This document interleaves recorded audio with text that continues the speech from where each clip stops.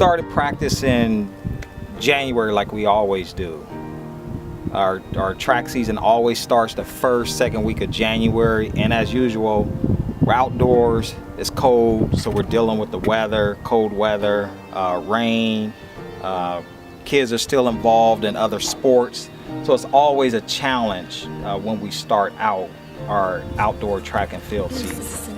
And we did what we always do. It's always strength and conditioning. So we do a lot of running in the early part of the season, a lot of running at the parks. We're not on the track as much. It's just conditioning, getting hill work in, and we're also continuing that strength work.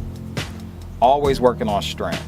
Things like bleachers, sand work, hills, park works, park runs, working on different elevation runs, form, technique, a lot of core, a lot of ab work.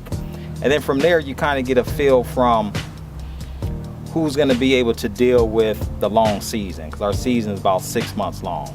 So leading up to our developmental season, which we basically consider practice meets, all of our kids ran basically the 400 and up. No one runs the 100, no one runs the 200. Our developmental season, we still consider that part of our conditioning phase. So we had all our kids, whether you were a sprinter or a distance runner or a mid-distance runner, everybody ran the 800. Everybody ran the 400. Those who run the 15 to 3000, obviously they ran those races. But those who run the 1 to 200, everyone had to run the 800. And we started to see some interesting things from a lot of our new athletes. Maya Hines in particular. Great athlete, first year runner. We saw from the developmental season that she was going to be a great 800, 1500 meter runner. We saw immediately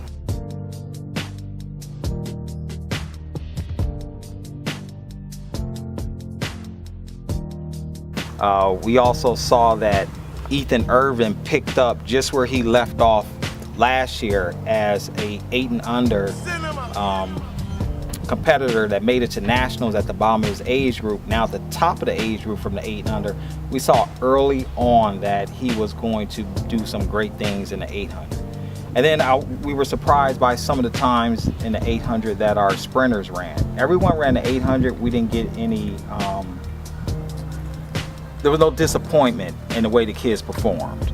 We also do the 4x4 relay in our developmental meets. Even if we have a 4x1 sprint relay, we're not going to put you on the track. We're going to want to see you guys run the 4x4 before we put you on track for the 4x1. So when it came to the developmental season and our developmental meets, we pretty much did what we expected. The kids to run strong, run hard, not necessarily fast. We're just looking for strength and conditioning. And I think from there, you were able to filter out those who were going to be able to go for the long haul for the entire track season.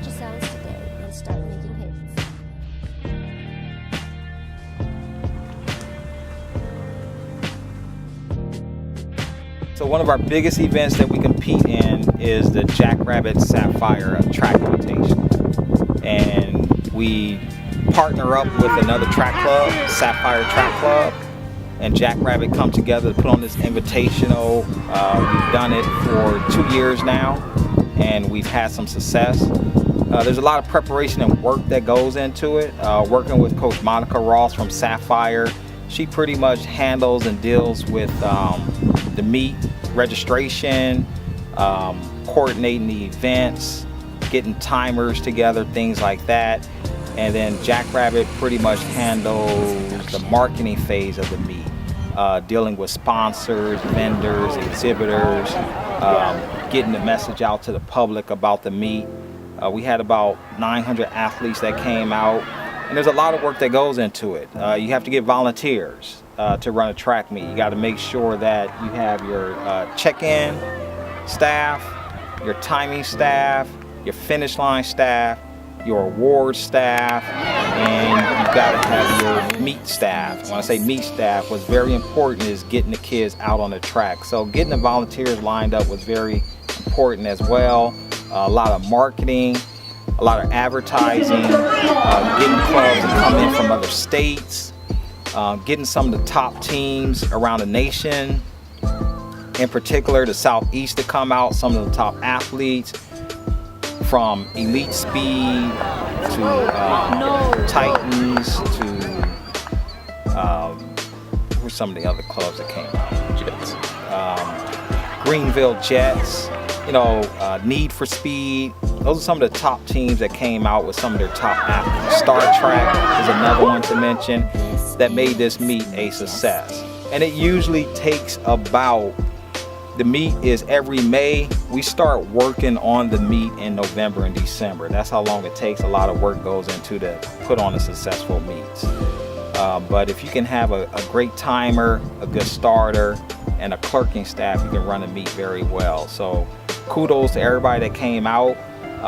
Monica and Sapphire, they do a wonderful job in co-partnering with us on that meet, and I think that's an event that's going to continue to go on for the next 10 years, and it's only going to get bigger and bigger. One day it may turn into a 2-day meet.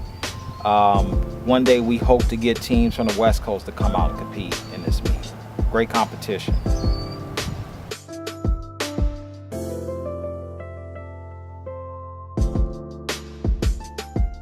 After our developmental season, which is we consider our spring season, next we move into our invitational meet phase of our track and field season. And the invitational phase, which is typically takes part in the month of May, that is a great indication of how the kids are going to perform at the qualifying meets when you start getting ready for the Junior Olympics. So those invitational meets is when you start to get more competition, teams from out of state. The first invitational meet that we competed in is the Boys and Girls Club, which is probably they're in their 14th or 15th year of doing that meet. Get some pretty good competition, some decent competition, well-ran meet by Boys and Girls Track Club. And in that meet, we didn't do any relays. What we did, we put all the kids in individual events and just want to see how everybody perform and how everybody looks. After that, there's a huge meet, which is one of the biggest meets in the country, youth track and field meets, is the Mark Trail Invitational. You get a lot of teams from Florida, teams from Texas, teams from the Northeast that compete in the Mark Trail Invitational. That meet is our indication of what we are going to be able to do on a national level, because if we cannot compete at the Mark Trail meet, it's going to be a long summer for the kids, and we use that meet to help us determine if everything we've been doing has been right when it comes to some of the speed work, conditioning, endurance, strength work, the way we practice, how we practice, the practice days, recovery workouts. That meet there tells the story, and we have full participation from the entire club. That's usually when our high school kids start to come out, because high school is ending that Memorial Day weekend. So it gives a good indication of where our high schools are at based on them finishing up their high school track season. We performed very well. Had a couple athletes of the meet, the 11-12 girls, 13-14 girls, 11-12 boys, 17-18 boys, 9-10 boys, all division award winners at the Mark Trail meet. And if we can do something like that at Mark Trail, that tells the story of what we're going to be able to do on a national level. And from there on out, it's just a matter of keeping everybody focused, staying with the philosophy, and staying with the plan that we have in place. Well, she made a move. Let's go, don't stop. High school athletes competed in that meet to see where they were at, because the competition for high school athletes is completely different from their high school spring season. The summer competition is just on a different level, because with that you have a lot of the kids that are committed to the sport of track and field rather than just joining their high school track team, more of a social event, or to just compete in track and field to see what it's about or try it out. The high school summer track season where you compete with your track club is a very, very competitive. A lot of those kids are going to D1 colleges, getting scholarships.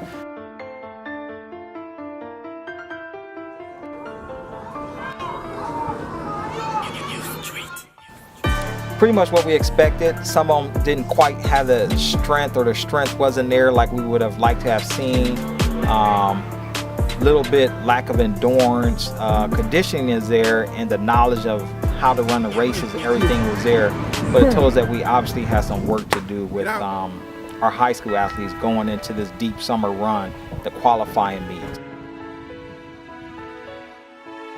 New Balance Nationals in Greensboro, North Carolina, which is a national, one of the top high school invitationals in the nation that's put on by New Balance every year.